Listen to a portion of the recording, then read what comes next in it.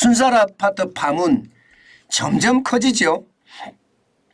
제가 여러분들에게 말씀드린 대로 이게 크게 커질 거라고 말씀을 드렸는데 결국은 갈 때까지 가는 모양새입니다. 이제 조금 있으면요 정치판으로도 옮겨 붙을 겁니다. 예, 이게 그만큼 말입니다. 아주 민감한 상황입니다. 집값에 연관이 되어 있으니까.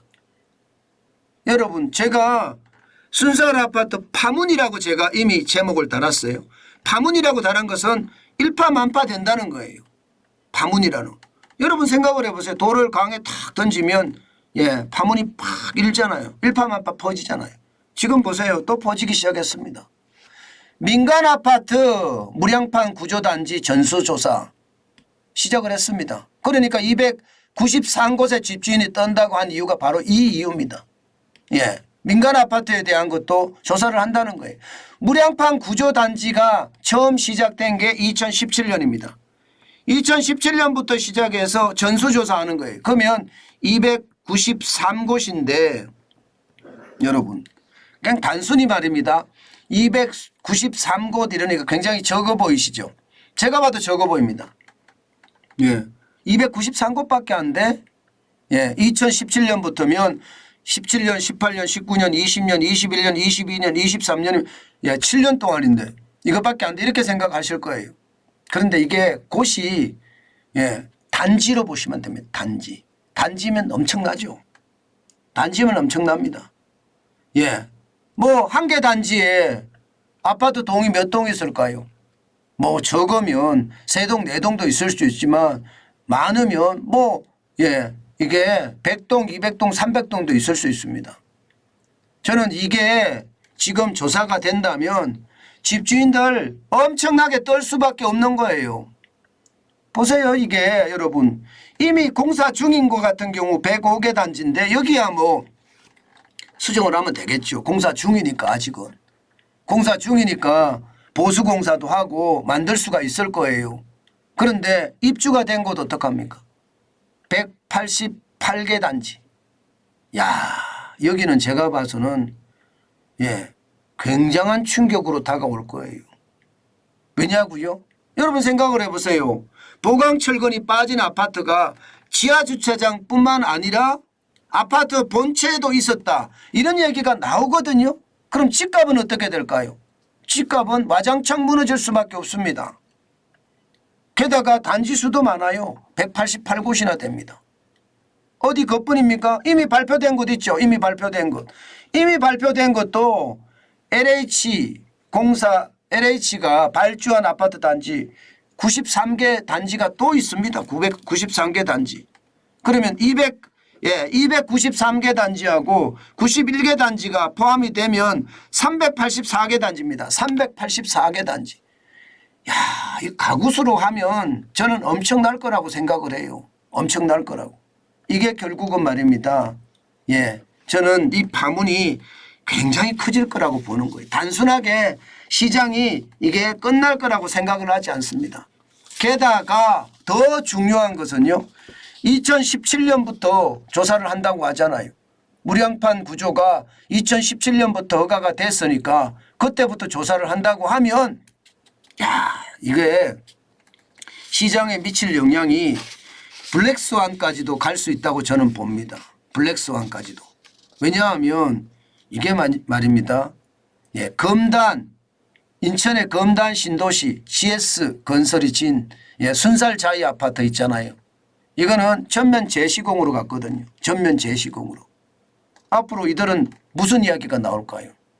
예, 이게 민간 아파트에 대한 거는 어떤 이야기가 나올 거며 예, 이게 공공아파트에 대한 이야기는 무슨 이야기가 나올까요? 저는 여기서 어떤 이야기가 터질지 지금 예, 한 치 앞을 내다볼 수 없는 안개 속이다 이렇게 생각을 합니다. 그만큼 말입니다. 예, 무량판 구조라는 게 예, 지금 시장에 어마어마한 타격을 보내고 있습니다. 만약에 내 집이 순살 아파트다. 만약에 그렇게 됐다고 쳐요. 집값 어떡할 거예요? 안 떨어진다는 보장은 없거든요. 이거는 무조건 떨어질 수밖에 없는 게 구조입니다.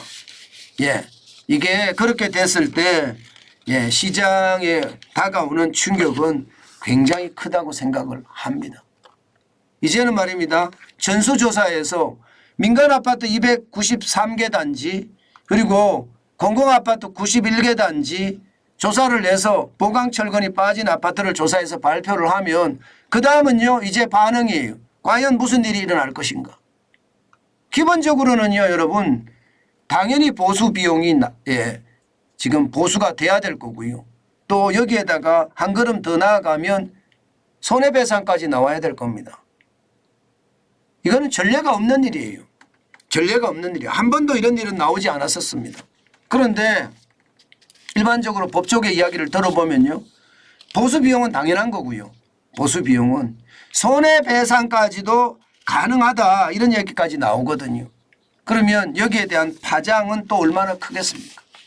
게다가 이게 윤석열 대통령 마저도 2017년 예, 쉽게 말하면 문재인 정부 때 이런 일이 벌어졌다 이렇게까지 말을 했다는 것은요. 시장의 파문을 정치권으로 가져갈 그런 가능성도 굉장히 높습니다. 그렇게 가져가게 되면 시장의 예, 파급 효과가 더 커질 겁니다. 저는 경제에까지 너무 크게 영향을 미칠까 사실은 굉장히 두렵거든요. 아마 건설사들의 주가가 지금 와장창 무너지고 있잖아요. 뭐 그나마 예, 조금 말입니다. GS건설 같은 경우는 회복해 가는 그런 모양새인데 이게 앞으로 회복되기가 쉽지가 않겠다. 저는 그렇게 생각을 합니다. 이렇게 되면 여러분 이게 건설사들로 파장이 넘어가거든요. 근데 그 다음 문제가 뭐가 생기나 하면요. 여러분 지방건설사 미분양이 굉장히 많습니다. 미분양이. 예, 미분양이 6만 8천 가구가 넘습니다. 그러면 지방건설사들은 혹은 지방에 예, 아파트를 지은 중앙건설사들도 돈이 묶여 있다는 이야기잖아요. 예, 돈이 묶여 있다는 이야기죠. 여기다가 이제 순살 아파트에 대한 어떤 보수 비용이나 손해배상이 같이 맞물리면 어떻게 될까요? 어디 그뿐입니까? 부동산 PF 대출까지 맞물리면요. 이게 파문이 커진다는 게 그겁니다. 부동산 PF 대출만 하더라도 계속 늘어나고 있잖아요. 지금 1분기 기준으로 131조 6천억까지 늘어났습니다. 그러면 안 그래도 건설사들의 자금난이 심각한데 지금 보수 비용이나 손해배상 비용까지 만약에 청구가 됐을 경우 감당하지 못하는 그런 상황이 저는 퍼질 수밖에 없다고 생각합니다. 이게 어떻게 마무리될지 더 두고 봐야 되지만 이미 정치권까지 확산되는 그런 분위기거든요. 예, 정치권까지 확산되는 그런 분위기라 저는 이게 생각보다 심각할 가능성이 좀 있겠구나. 저는 그런 생각도 해봅니다. 여러분 시장의 충격이라는 게 그런 거예요. 제가 봐서는 시장의 충격이라는 게 언제 어느 때 터질지 모르는 게 시장의 충격인데요. 그 충격이 그 어느 때보다 지금 커진다. 저는 그런 생각을 해봅니다. 예.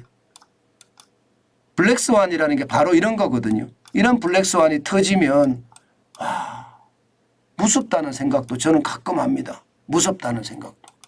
예, 그렇기 때문에 시장을 좀 더 우리가 지켜볼 필요가 있습니다.